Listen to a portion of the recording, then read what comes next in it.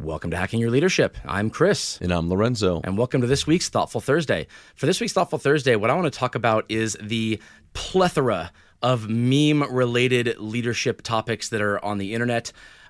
These are things that I see all the time, either shared on LinkedIn or on Instagram, and it kind of drills leadership down into a single frame or a comic that everybody knows as a meme.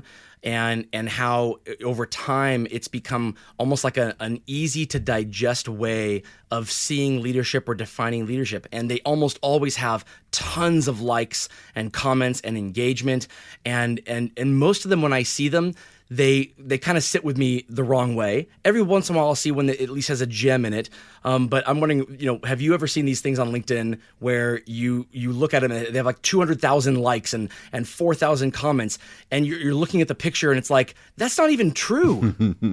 I have seen memes where they're not even, attributed to the correct person.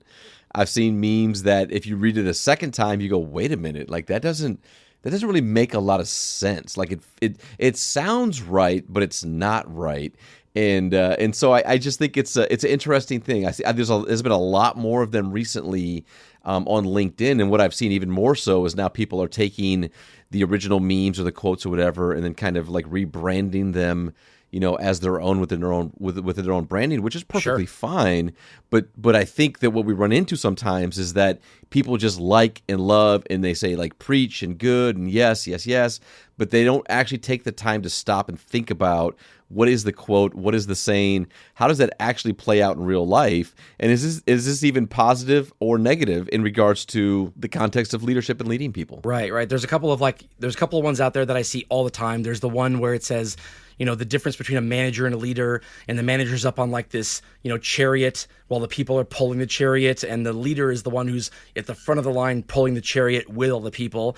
And there's definitely some things that are wrong with that one. There's like the pie chart, what people think leadership is, telling people what to do versus what leadership really is. And it's just a mashup of a whole bunch of different things that sound good that you're supposed to do in different parts of the pie. Anytime you can find a quote. I mean, I've seen quotes on the internet that have pictures of Bill Gates and Warren Buffett and things next to them where you can just do a Google search of the words and they never even said those things. I mean, it's all about getting the clicks and the likes and the engagement. But is there, I don't want to say damage because a lot of them are innocuous, but is there damage that is done by kind of watering down what leadership is and what it isn't? Are we leading people to think that it's something that it isn't, or do you think people look at these things and think, this is what I'm supposed to be doing as a leader? Are they consuming these things in almost like YouTube style bites because we don't have the patience to really sit down and do the work, or do you think it's just kind of fun? I think it's a little bit of fun. I think that most of them are like just kind of like validation of how people feel or what they think anyway.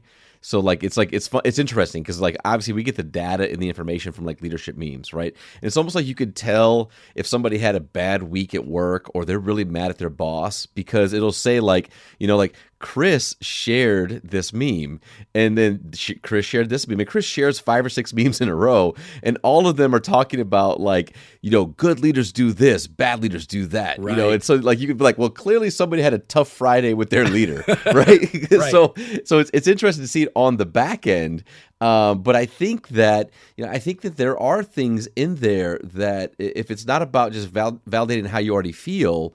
I think some of these things do paint either this unrealistic picture of what leadership should be or is, or I think that it may even put out this aspirational element of leadership. Because again, like if you look at quotes from different thought leaders that are out nowadays. They can say some really, like good gems, really cool quotable moments and everything, but there is context in that quote. There was a whole 15 or 20 minutes of conversation before that quote came out that you need to understand and realize. Sure. And if you don't, then you could definitely go down the wrong path if you just take the quote in mind. Right. So let me ask you a question, because your book, Vision, Clarity, Support, right?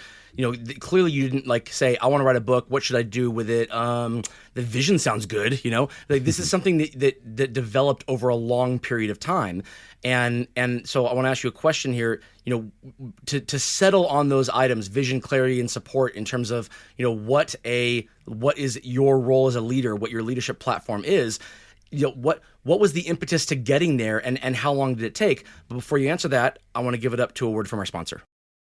So I was just asking Lorenzo about vision, clarity, and support before that word from our sponsor there. And the reason I want to ask this is because I think what you said before is very important. The conversation that happened before the meme was decided on, or before the snippet was decided on, is incredibly important in terms of just impressing upon people, the work that has to go into it, and that it can't just be kind of drilled down to a PowerPoint presentation and you can walk away with it. And so tell me what, the answer to that question. How did you come up with vision, clarity, and support, and how long did it take? It took a lot of years. And basically, like that platform for me was developed through the years of my growth and learning and kind of prioritization, and then mentors helping me to reflect upon why I do what I do and how I see leadership. And so before it was vision, clarity, and support, the first thing was like, I'm a connector, and I'm somebody who likes to talk to people, and I'm an includer. And a big part of me being an includer means that I'm able to explain why things are important, why it matters to the organization, the company, the results, why it matters to them. And so I was spending a lot of time and kind of like, I want to connect with people and help them understand how what we do helps them accomplish what they want to accomplish. And that's kind of like, that's really painting a vision, right? The clarity part was my learning as a young leader around not having clear expectations and not holding people accountable to what they commit to.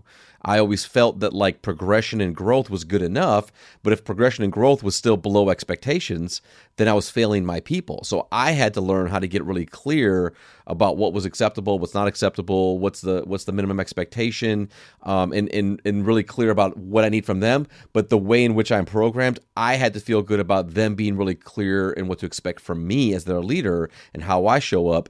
And the support thing, as I've always had this notice of like, if you're going to have inclusive environments where people can be themselves uniquely, and you're a leader who is involved in your team's growth and development, and you can observe the things that they're doing and what they're learning, you take all that into account, what you realize is that you can't just paint with a broad brush on here's how I'm going to support my team. You have to say, here's how I'm going to support the individuals and what they need. And by doing that, my collective team is feeling supported because I'm giving each one of them something unique. So yeah, to answer your question, absolutely. Like that context is so important, not just to the output of vision, clarity, and support, but then the stories within that, how I see that, how I got there, is just as important as the context that's behind these memes and these quotes. Right. So if I saw on LinkedIn someone shared a picture, a single slide shot, and it said,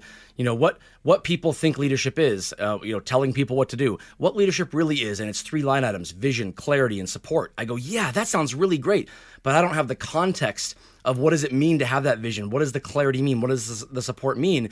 Then I interpret it my own way, and it's my vision. Oh, leadership is vision. It's having a vision. So it's standing up on this podium and saying, this is the vision of what we're doing. It can go so many different ways if we don't have that context. And so I think why this is important is that when you see these things and they sound like they resonate with you, why are they resonating with you? Are they resonating with you because you believe something already, and this is reinforcing that and letting you go, that's right, that's spot on, because you think that already?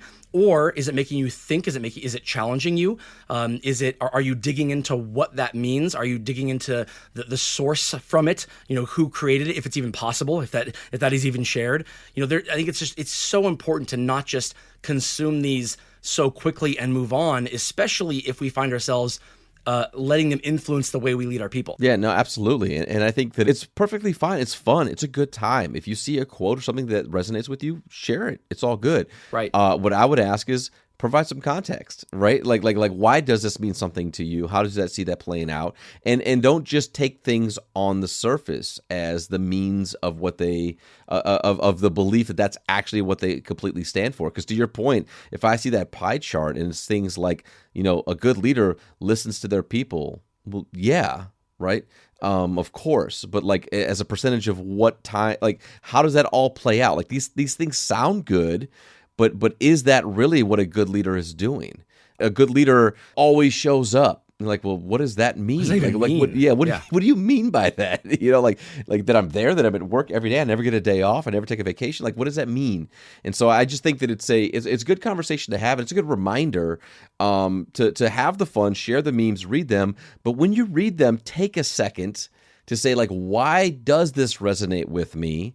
And what's behind this? Like what does this actually mean if I was to take this off the page and go and apply it today in my leadership? Right. So if you're a leader of people and you find yourself sharing a lot of these, I would say the first step is to make sure, yes, understand what it actually means for you. Really dig in, have some self-awareness to think, why does this resonate with me? Why am I liking this so much? And or if it's not something, if it's just something that looks good and you want to participate, then save that for the likes or the loves on when someone else does it, as opposed to cluttering up your feed or sharing with your people the things that don't really resonate with you, because you never really know if the things that you're sharing that sound good to you or that look good on paper are even contradicting each other. Absolutely.